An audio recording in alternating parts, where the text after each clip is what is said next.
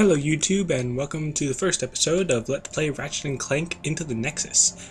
I'm going to be talking through the cutscenes for a couple of reasons. One, because I'm sort of afraid of copyright issues. Like, if I just let the cutscene play without me talking, then it won't count as me giving commentary and all that, so it won't let me, post it or something. I don't know. But just because there's a lot of content ID issues going on right now, so it makes copyright a little bit of a bigger issue. But I have subtitles on. I'm not sure if the quality of the video is going to be good enough for you to see the subtitles very well. But just let me know in the comments if you want me to read the subtitles or try to do something to improve the quality of the recording, because I'm trying to make it better, but don't really know what else to do. Anyways, besides the point, I guess just in this little intro cutscene thing, I'll just talk about my little experience with, oh hey, I just realized, is that the Groovitron in that, in that thing? But anyways, my little experience with Ratchet and Clank. I played the first game, and then I played A Crack in Time, and then Full Frontal Assault, and then now this game. So I know this character, Talwyn Apogee. I know she's important. I think she was introduced in the fourth game, the Ratchet and Clank Future Tools of Destruction, but I never played that game, so I have no idea who she is. Just some companion person, friend of Ratchet. So yeah, that little joke that she just made about not being able to breathe in space, even though she was just hologram and all that. I'm assuming she does that in that other game, but I have no idea. So yeah, this little intro, in case you're not paying attention or can't. Like, if you can't pay attention to the subtitles or you're not listening or whatever, they're just basically saying that there's this prisoner, the Vendra Prague, that they're transporting on this ship. And also I should mention that I've already beaten this game before. I started a new profile on another PS3 profile thing, so that I can actually get through everything the first time on screen. But I have actually beaten this game already.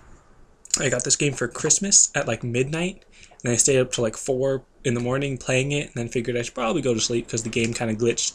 And then, I had to continue with the next day. But anyways, now we're actually starting off in the actual game, get to run around, and I am probably going to start off just destroying everything to get as much money or bolts as I can, just because I really do need a lot of money in this game. Just from my first playthrough and everything, I realized that having a lot of bolts, or a lot of money, whatever you want to call it, is very useful. So I'm just going to be running around destroying everything I can to get as much money as I can, just because of how helpful it'll be. And then also you can talk to the plumber here, which is, I think he's in every game. I'm not sure because I've only played 3 or 4. Well yeah, 4 games. So anyways, don't really care about what he's saying anymore because I've already heard him talk the first time. Alright, and get every little bolt that I can. It's kind of lame how they don't always come up to you. It'd be nice if you had a little bit of a bigger bolt magnet, or if that was something you could upgrade or something, because just in general, in any games where you're upgrading stuff and you have a currency, I tend to always get the bolt multiplier or the cash multiplier or whatever as much as I can, and then any cash magnet type of thing. But anyways, I probably said it a couple times already, but I've already beaten the game, so I'm not really paying much attention to the story or dialogue or anything, so you'll just have to be able to kind of read the subtitles to be able to know what's going on, or I'll probably, mention what's going on every now and then. And again, these characters, Cronk and Zephyr, I'm actually not sure which one is which. I think Cronk is the red one, and then Zephyr is the blue one, but I'm assuming they're also introduced in the same game as Talwyn Apogee, which, again, I've never played that game, so I'm not really familiar with them at all. But let's see, can I shoot this? Yes, I can, and get a couple more bolts from that. R1 to shoot, in case you don't know. And I did kind of think, well, okay, we're about to go through a cutscene, but yeah, just sort of my general thoughts and review on the game as we're playing it. I think this game did a pretty good job at the tutorial stage, because it's just a little easy, walk this way, destroy these boxes that are obviously in your way, and then all that kind of thing. I'll explain a little bit more in a second. But I think it did a pretty good job on the tutorial stage aspect of it, but obviously still a couple flaws. And yeah, this is a kind of cool scene. And again, because I haven't played Tools of Destruction or the Quest for Booty game, or whatever else other games I haven't played.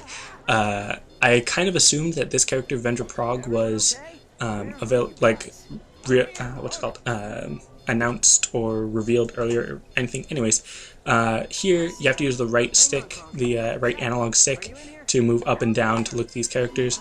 And this is probably where I'd say the biggest flaw in the tutorial system is, because obviously I already know how to move the camera and I already know that you have to look over here and get onto the mag surface. So it would be nice if it was able to let you skip ahead if you already know what you're supposed to be doing, rather than have to make you wait to listen to the tutorial even if you've already done it. And even though I said that I was going to go through destroying everything, and there's stuff in the air, that, well, not really in the air, but, well, yeah, I guess you could say in the air. Some boxes over there that you could have destroyed for a little bit more money. I'm still just going to skip through it, I guess.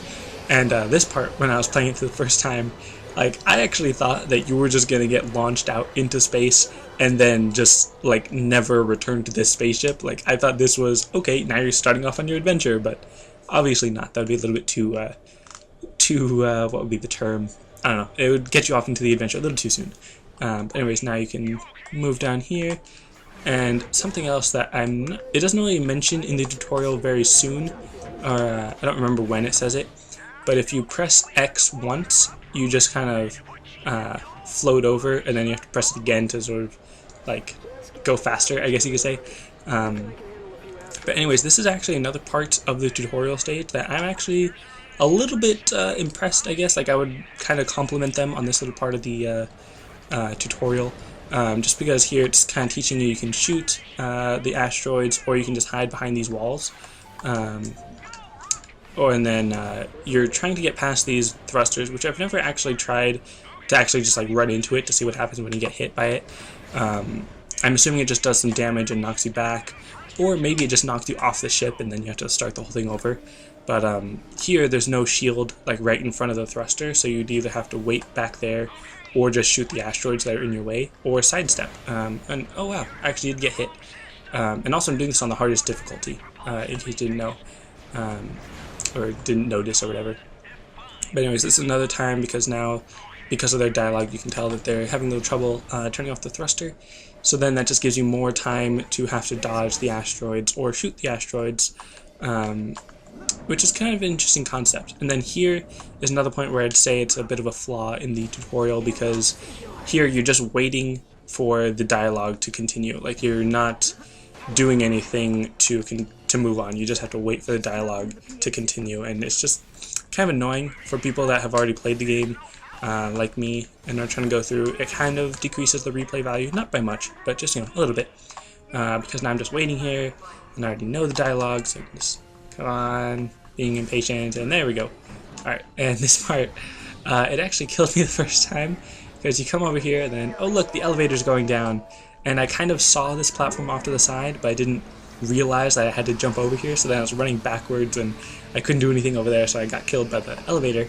So that was pretty funny, that, like, I don't mean to, like, brag or anything, but I decently experienced with video games. I've been playing them for like 20 years, or 15, but, anyways, I would like to think that I'm actually kind of good at video games, but then that still killed me in the tutorial stage, which I thought was pretty funny. But anyways, here they're actually introducing, like, you know, enemies that, they're pretty weak enemies. They just come up to you and use their, flame torch. I was gonna say blowtorch. Is that what it is? I don't know. I'm not sure what the terminology for that tool would be. Where am I going? Up here. But anyways, the enemies are pretty weak, but just to give you an introduction to, now you're actually fighting something that will fight back, which I like. You can either take them out with your wrench with square, or with your gun, your blaster with R1.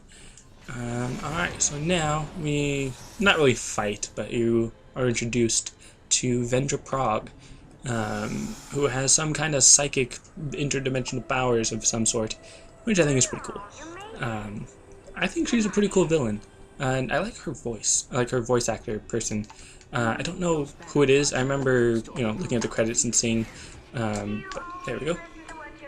You have to pick up these battery bots things that are in those purple circles, and here I always try, whenever I'm going through, I always try to throw my wrench to get it, but I don't think you're actually able to, even if you do hit it, because then you're supposed to go up here and use the mag thing, but they move too quickly to be able to grab, usually, on the first one.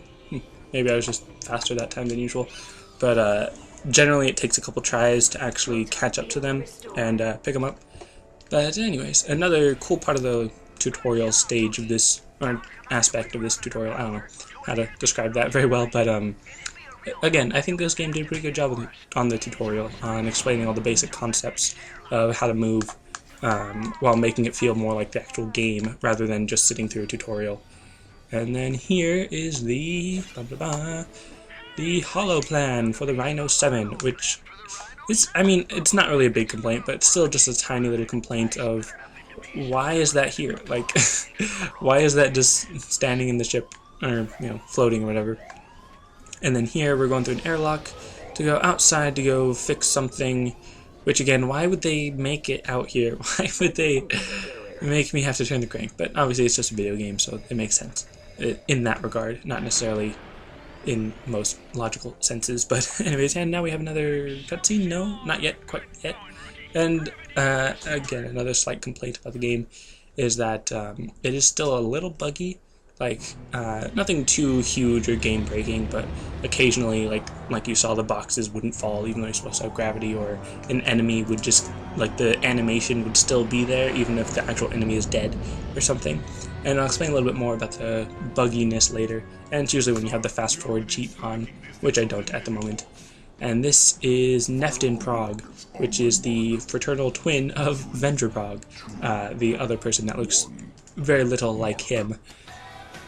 And then here's just a little bit of the Ratchet and Clank humor, where of course they're supposed to fire rockets, but then he accidentally turns on the music and blah blah blah, which I think is kind of funny. It has its own little charm, but for me it's not really that much of a laugh out loud funny.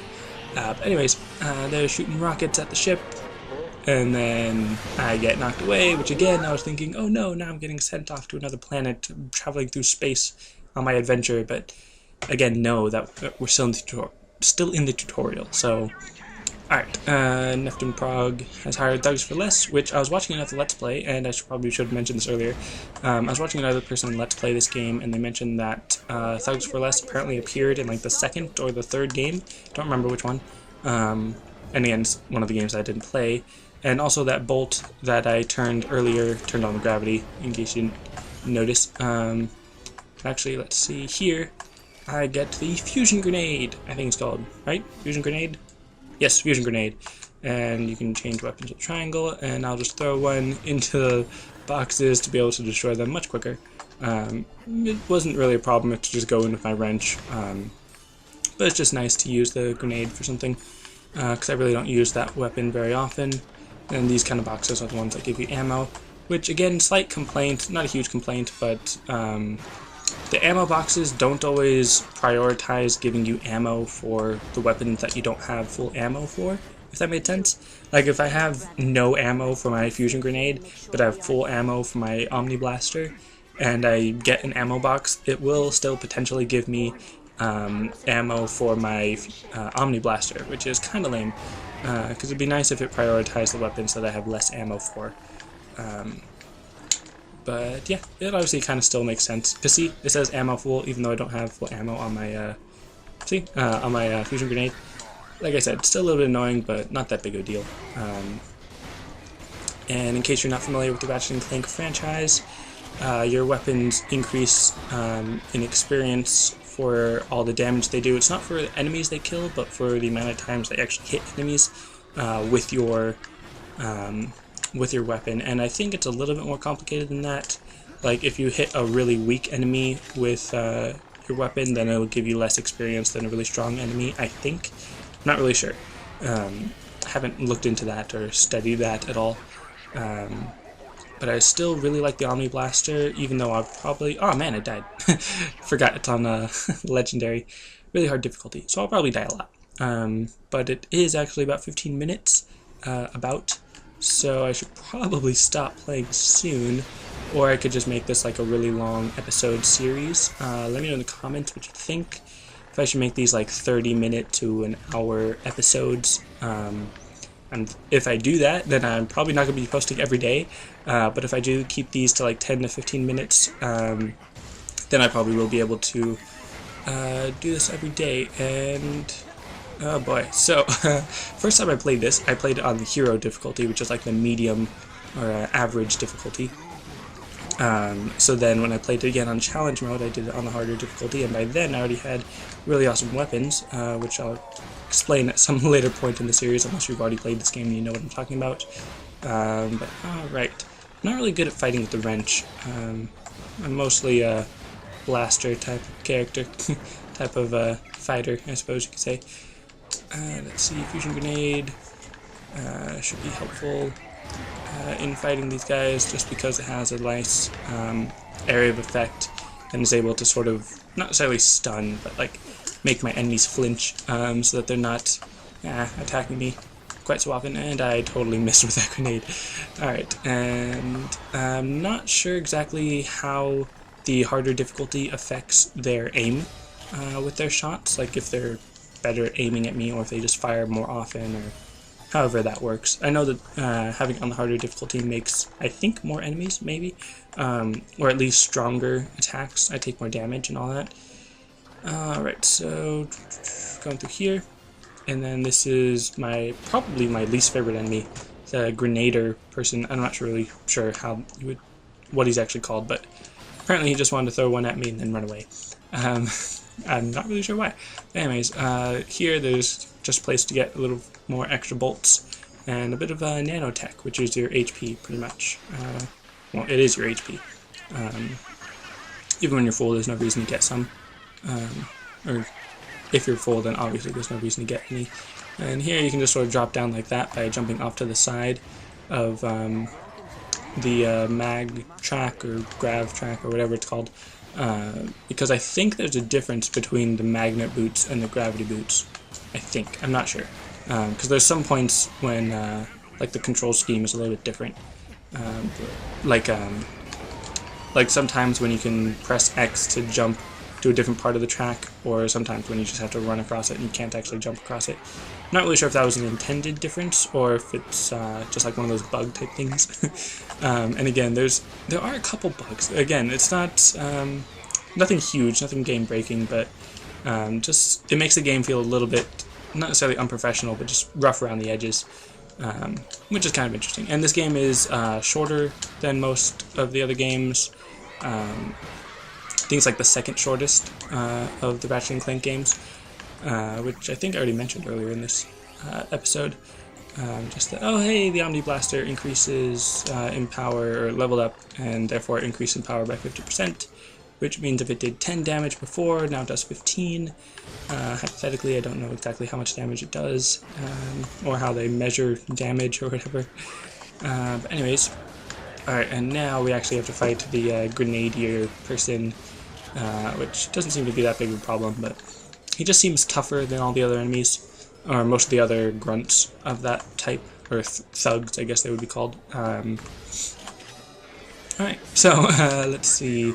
This is somewhere I think I've already been before. Yeah, this is where I started at the very beginning of the game. Then I came in through here, and hey look, this place is already destroyed from when I destroyed it, not from the thugs. I was actually causing more damage to our ship than the thugs were. I mean, unless you count the missiles that they shot, and all the bombs that they're placing all over the place, because that is also quite dangerous. But anyways, let's see, gather some more bolts, and then we come in here for another cutscene. And I think this is the last cutscene, I'm not sure, I don't remember. But alright, let's watch this. 6 months, you left me here for 6 whole months. I think that's a reference to, they released this like mobile version of a game before the Nexus, which was just sort of like a prologue to this game, which is the epilogue to the Future series, which is kind of a little confusing. But I think that came out like 6 months ago, maybe? I don't know.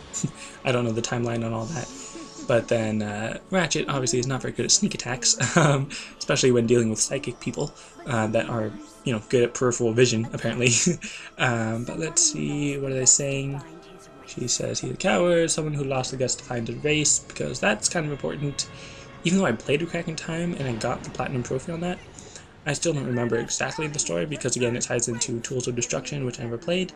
But anyways, they have those robots, and they're all trapped and stuff, and then Neftin's like, hey, wouldn't that be a little overkill to just kill everyone?